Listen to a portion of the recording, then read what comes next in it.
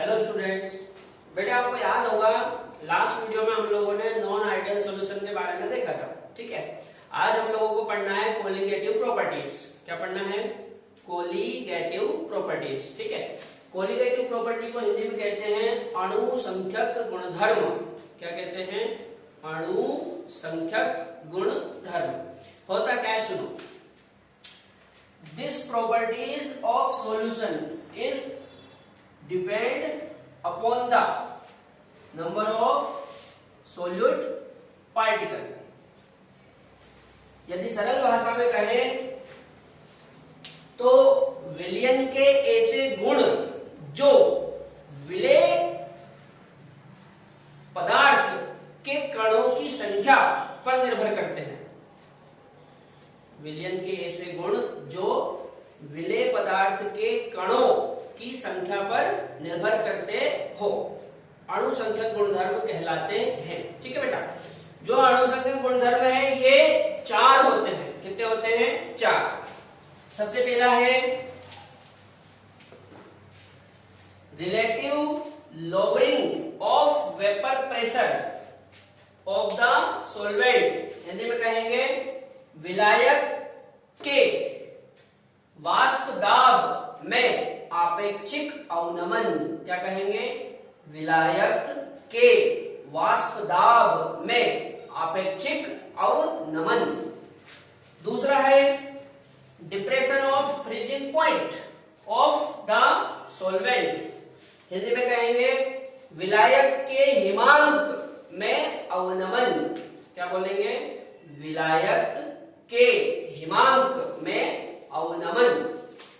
अगला है elevation of boiling point of the solvent. Hindi में कहेंगे विलायक के क्वथनांक में उन्नयन। क्या बोलेंगे? विलायक के क्वथनांक में उन्नयन। और लास्ट है बेटा ऑस्मोटिक प्रेशर ऑफ सॉल्यूशन, विलयन का परासरण दाब। ठीक है, ये चारों कोलिगेटिव प्रॉपर्टी है और इन पे बहुत बार क्वेश्चन बने हुए हैं।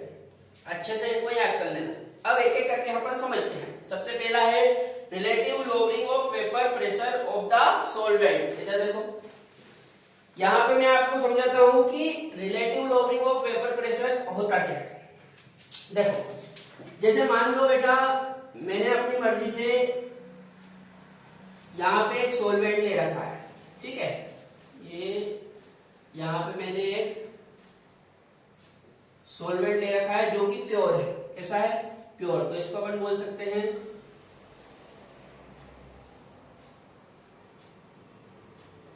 Pure solvent. क्या कह सकते हैं? Pure solvent. ठीक है, अच्छा, यदि इस प्योर सॉल्वेंट में कुछ सोल्यूट पार्टिकल मिला दिए जाए। क्या मिला दिया जाए? कुछ सोल्यूट पार्टिकल, जैसे ये। ठीक है, इनको हम कह सकते हैं ऐसा लिख सकते हैं मिक्सिंग ऑफ सोल्यूट पार्टिकल्स। ठीक है, अच्छा, देखो ये क्या था? Pure solvent. जब आपने प्योर सॉल्वेंट में सॉल्यूट की मिक्सिंग कर दी तो अब ये क्या बन गया? सॉल्यूशन। ठीक है, अच्छा एक चीज याद रखना बेटा, जो प्योर सॉल्वेंट होता है इसका जो वेपर प्रेशर है उसको हम P नोड 1 मान सकते हैं। क्या मान सकते हैं? P node 1। और जो सॉल्यूशन का वेपर प्रेशर है इसको हम मान सकते हैं P1। क्या मान सकते हैं? P1। अब एक काम की बात सुनो, होता क्या है, जो प्योर सॉल्वेंट होता है इसका वेपर प्रेशर P नोड 1 है। जब इस प्योर सॉल्वेंट में आप सोल्यूट को मिक्स करोगे तो इस प्योर सॉल्वेंट का जो प्रेशर है वो कम हो जाता है। ठीक है, और क्या बन जाता है? सॉल्यूशन। इसका मतलब ये है कि जो P नोड 1 है ये ग्रेटर होगा, ज्यादा होगा किससे? P1 से। याद रहेगी बात, जो प्योर सॉल्वेंट होता है इसका वेपर प्रेशर ज्यादा होता है किससे? सॉल्यूशन के वेपर प्रेशर से। ठीक है, यदि हम डिफरेंस निकालें तो डिफरेंस क्या आएगा, डेल P1 इक्वल टू, ज्यादा में से कम को घटा दो तो ये हो जाएगा P नोड 1 माइनस P1। ठीक है, अच्छा अब एक काम की बात सुनो, ये जो डिफरेंस है डेल P1 ये डायरेक्टली प्रोपोर्शनल होता है x2 के, किसके, x2 के। यदि मैं ये डायरेक्टली प्रोपोर्शनल का निशान हटा दूं तो बराबर आएगा, तो ये हो जाएगा del P1 equal to P naught 1 x2। जब ये डायरेक्टली प्रोपोर्शनल का साइन हटाएंगे तो बराबर के साथ में P नोट 1 आएगा और ये हो जाएगा P नोट 1 डॉट x2। ठीक है, अच्छा इधर कर दू। अब यहां से यदि इस P नोट 1 को नीचे लाया जाए तो ये बन जाएगा del P1 upon P naught 1 equal to x2। ठीक है, अच्छा ये डेल P1 है, डेल P1 की जगह यदि मैं ये वाली वैल्यू रख दूं, यहाँ पे डेल P1 इक्वल टू क्या है, P नोट 1 माइनस P1, तो यहाँ पे डेल P1 की जगह यदि मैं ये रख दूं तो ये हो जाएगा P naught 1 minus P1 upon P naught 1 equal to x2। ये जो चीज है P naught 1 minus P1 upon P naught 1, इसी को बेटा कहते हैं relative lowering of vapour pressure. क्या बोलते हैं, relative lowering of vapour pressure. अच्छा ये जो x2 है ये होता है मोल फ्रैक्शन ऑफ सॉल्यूट, विलेय का मोल प्रभाज। अच्छा यहां से एक चीज और समझ में आती है कि जो relative lowering of vapour pressure है, relative lowering of vapour pressure of solute, वो सॉल्यूट के मोल फ्रैक्शन के बराबर होता है। याद रहेगी बात। यहां पे हम लोगों ने relative lowering of vapour pressure देख लिया। अब जो नेक्स्ट कोलिगेटिव प्रॉपर्टी है वो है depression of freezing point of the solvent. ठीक है, उसको डिस्कस कर लेते हैं अपन वो वाले बोर्ड पर। अच्छा बेटा, नेक्स्ट कोलिगेटिव प्रॉपर्टी है depression of freezing point of the solvent, विलायक के हिमांक में आपेक्षिक अवनमन। इसको डेल टी एफ से डिनोटेट किया जाता है। यहाँ पे टी मतलब टेम्परेचर है और एफ मतलब है फ्रीजिंग। ठीक है, होता क्या है समझते हैं। जैसे मान लो यहां पे फिर मैंने एक प्योर सॉल्वेंट ले रखा है। क्या ले रखा है,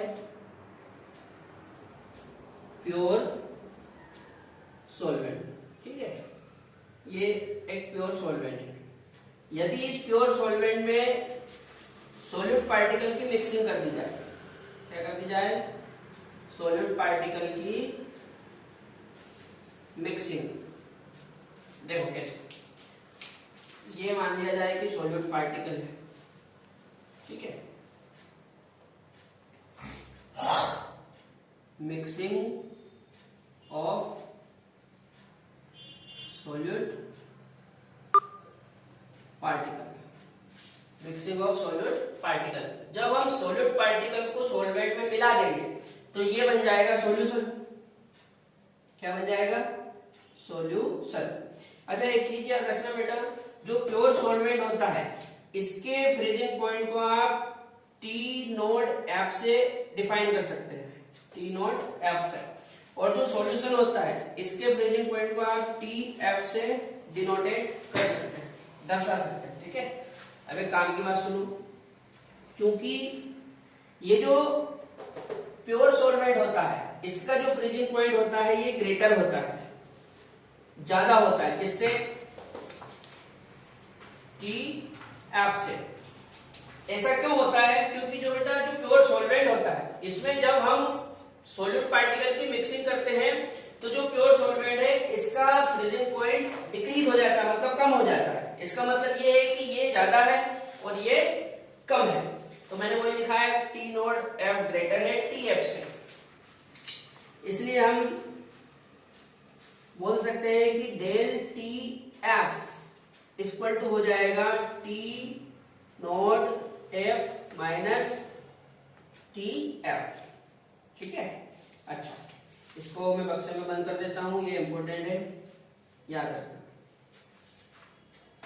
एक चीज सुनो बेटा, यदि ये T node F pure solvent के लिए है और प्योर सॉल्वेंट यदि वाटर हो, क्या हो, water, if pure solvent equal to H2O, यदि प्योर सॉल्वेंट क्या हो, वाटर हो, यदि प्योर सॉल्वेंट वाटर हो तो हम इसको ऐसा लिख सकते हैं, देन आपको पता होगा जो प्योर सॉल्वेंट होता है वाटर, यदि वाटर प्योर सॉल्वेंट है तो जो वाटर होता है इस वाटर का फ्रीजिंग पॉइंट 0 होता है, मतलब 0 डिग्री सेंटीग्रेड पर वाटर फ्रीज हो जाएगा, जम जाएगा। तो मैं यहाँ पे टी नोट एफ की जगह क्या लिख सकता हूँ, 0 डिग्री सेंटीग्रेड, तो ये हो जाएगा del T F equal to, यहां पे लिख सकते हैं हम 0 degree centigrade minus T F, याद रहेगी बात, 0 degree centigrade minus T F. ठीक है, अच्छा अब एक काम की बात सुनो, ये जो depression of freezing point of the solvent है, मतलब विलायक के हिमांक में विलायक के हिमांक में अवनमन, ये मोलालिटी के डायरेक्टली प्रोपोर्शनल होता है। मोलर का पढ़िए अपन ने पहले के वीडियो में, तो जो मोलालिटी जो मोलालिटी होती है उसके ये डायरेक्टली प्रोपोर्शनल होता है। इसका मतलब ये है कि del T F directly proportional M, यहां पे जो एम है ये क्या है बेटा, मोलालिटी, हिंदी में बोलेंगे मोललता। ठीक है, अच्छा जब हम ये डायरेक्टली प्रोपोर्शनल का साइन हटाएंगे तो ये हो जाएगा इक्वल टू, और यहाँ पे आएगा के एफ इंटू एम। अच्छा एक काम की बात सुनो, के एफ तो हम ऐसा कैसे लिख सकते हैं, लेकिन ये जो मोलालिटी है, मोलालिटी को क्या लिख सकते हैं, weight upon molecular weight into 1000 upon mass gram में, ये पहले भी आपको बता चुका हूं मैं। तो ये हो जाएगा wait upon molecular weight into 1000 upon मास, ये मास काय में है, ये ग्राम में, तभी तो ऊपर 1000 है। ठीक है, तो फाइनली हमारा फॉर्मूला क्या बना, del T F equal to K F into weight upon molecular weight into 1000 upon mass. यहाँ पे मैं लिख देता हूं मास ऑफ सॉल्वेंट। ठीक है, ये सॉल्वेंट का मास इन ग्राम। अच्छा एक चीज और सुनो, ये जो के एफ है, के एफ की वैल्यू वाटर के लिए होती है 1.86 और इस के एफ को बोलते हैं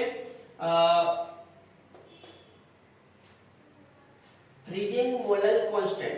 ठीक है, अच्छा इसकी यूनिट की बात करें तो इसकी यूनिट क्या हो जाएगी, देखो के एफ इक्वल टू हमने लिखा 1.86 और ये क्या है, टेम्परेचर, तो टेम्परेचर होता है केल्विन में, तो केल्विन का के, और ये हो जाएगा आपका मोल, तो मोल यहां से नीचे जाएगा तो ये हो जाएगा, और ये मास ग्राम में, ये यहां से ऊपर जाएगा तो इसकी यूनिट बनेगी बेटा kelvin KG mole inverse.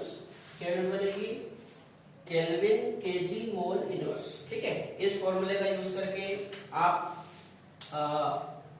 Depression of freezing point of the solvent, मतलब विलायक के हिमांक में अवनमन को कैलकुलेट कर सकते हैं।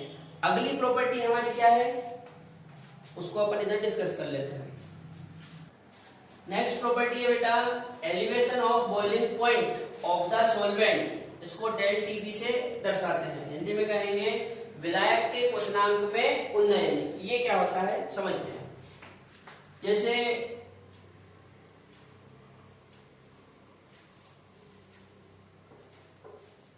मान लिया जाए कि ये प्योर सॉल्वेंट है। क्या है? प्योर सॉल्वेंट, शुद्ध विलायक। ठीक है, यदि इस प्योर सॉल्वेंट में सॉल्यूट को मिक्सिंग कर दिया जाए, क्या कर दिया जाए? सॉल्यूट को मिक्सिंग कर दिया जाए, मतलब मिक्स कर दिया जाए।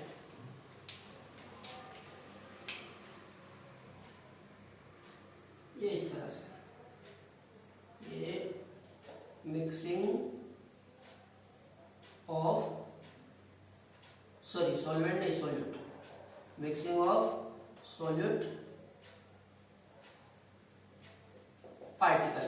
यदि सॉल्यूट पार्टिकल को मिक्स कर दिया जाए काय में?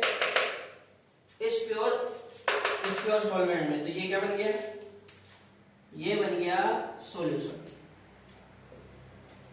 समझ में आ रही बात? प्योर सॉल्वेंट है, प्योर सॉल्वेंट में जब हम मिक्सिंग ऑफ सॉल्यूट पार्टिकल करेंगे, मतलब सॉल्यूट पार्टिकल को मिलाएंगे, तो क्या बन जाएगा? सॉल्यूशन। अच्छा एक चीज याद रखना, जो प्योर सॉल्वेंट होता है इसके बॉइलिंग पॉइंट को टी नोड बी से डिफाइन करते हैं। कैसे डिफाइन करते हैं? टी नोड बी से। और जो सॉल्यूशन का बॉइलिंग पॉइंट होता है इसको डिफाइन करते हैं टी बी से।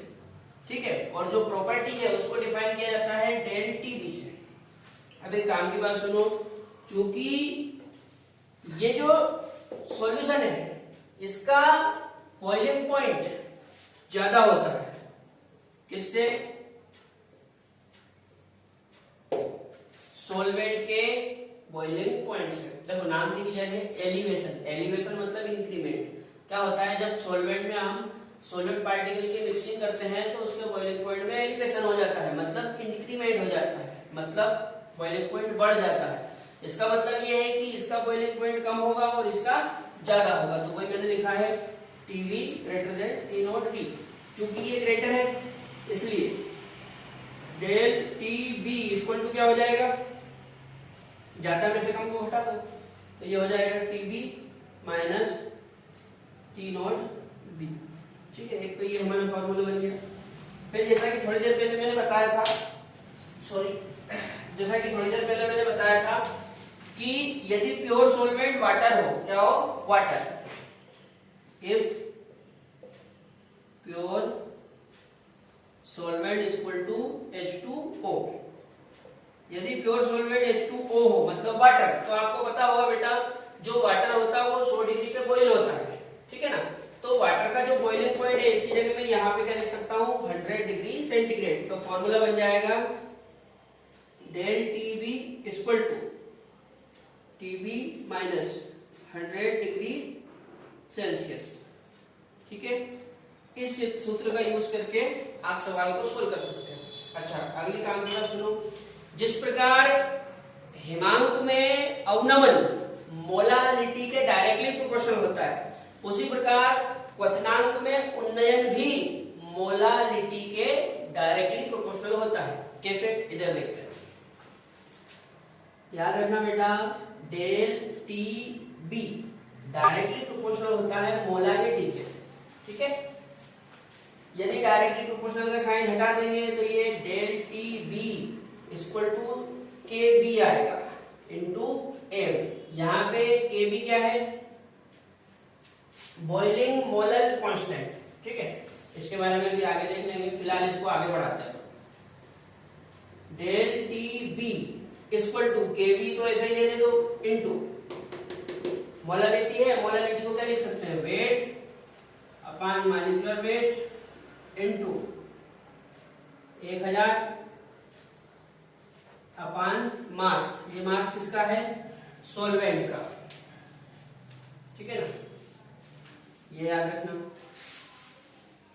और ये जो Kb है, इस Kb की वैल्यू वाटर के लिए होती है 0.52।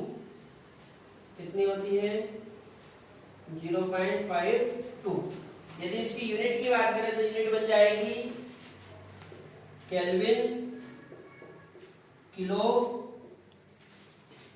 Mole inverse. ठीक है बेटा। अब आखिरी क्वालिटेटिव प्रॉपर्टी है ऑस्मोटिक प्रेशर ऑफ सॉल्यूशन, उसको अपन इधर देख लेते हैं। Next osmotic pressure of solution. अच्छा एक चीज याद रखना बेटा, यहाँ पे ये सॉल्यूशन के लिए है ना, वो पीछे जो भी अपन ने 3 प्रॉपर्टी देखी थी वो सॉल्वेंट के लिए थी, विलायक के लिए, और ये किसके लिए है, सॉल्यूशन के लिए। इस बात को याद रखना। ठीक है, ये हमारी आखिरी प्रॉपर्टी है osmotic pressure of solution. Hindi में बोलते हैं विलयन का परासरण दाब, जिसको पाई से दर्शाया जाता है। होता क्या है देखते हैं। जैसे बेटा आपने एक आइडियल इक्वेशन सुनी है, आइडियल इक्वेशन आपने यदि पढ़ी हो तो आइडियल इक्वेशन ये होती है PV इक्वल टू nRT। इसको आइडियल इक्वेशन कहा जाता है। क्या कहा जाता है, आइडियल गैस इक्वेशन, आदर्श गैस समीकरण। ठीक है, यदि मैं इस आइडियल गैस इक्वेशन में इस P की जगह पाई रख दूं, P की जगह क्या रख दूं, पाई। देखो इफ P इक्वल टू पाई, यदि इस P की जगह पाई हो जाए तो फिर ये क्या बनेगा, देन ये हो जाएगा बेटा, यहां पे पाई ले लो तो पाई V इक्वल टू nRT। अच्छा अब इसको आगे बढ़ाते हैं, इसको वन नाम दे दूं। यदि इस V को यहां से नीचे लिया जाए तो ये बन जाएगा pi equal to n by V into RT। यहां पे ये जो n है ये होता है मोल्स ऑफ सोल्यूट, और ये जो V है ये होता है वॉल्यूम ऑफ सॉल्यूशन। तो इस n बाई V की जगह हम क्या लिख सकते हैं, C। क्या लिख सकते हैं, C। तो ये हो जाएगा pi equal to CRT। Pi equal to क्या हो जाएगा, CRT। ठीक है। अच्छा इधर वाले बोर्ड पे अपन डिटेल में देखते हैं।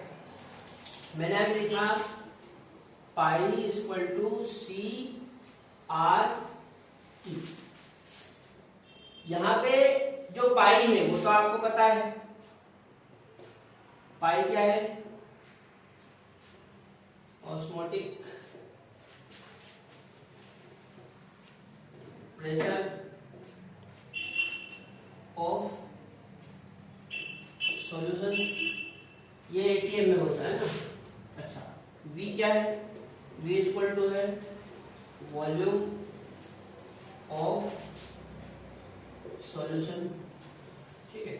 अच्छा C क्या है, C होता है मोलर कंसेंट्रेशन। क्या होता है बेटा, मोलर कंसेंट्रेशन। अच्छा मोलर कंसेंट्रेशन मतलब आप इसको मोलारिटी भी कह सकते हैं। क्या कह सकते हैं, मोलारिटी। और जो R है ये R यहाँ पे है गैस कांस्टेंट। वैसे तो चूंकि सॉल्यूशन है तो सॉल्यूशन कांस्टेंट कहेंगे इसको, लेकिन आप इसको गैस कांस्टेंट जो होता है वही मान के यूज करना। तो इसकी वैल्यू याद रखना, इसकी वैल्यू यहाँ पे आपको लेना है 0.083। और जो T है ये है बेटा टेम्परेचर। अच्छा ये जो टेम्परेचर है ये आपको केल्विन में लेना है, टेम्परेचर इन केल्विन। काय में लेना है, केल्विन। ठीक है बेटा। यहाँ पे मैंने आपको चारों कोलिगेटिव प्रॉपर्टी बता दी। अब इस चैप्टर में आखिरी चीज बच जाती है वन हाफ फैक्टर, जो हम नेक्स्ट वीडियो में डिस्कस करेंगे। ठीक है।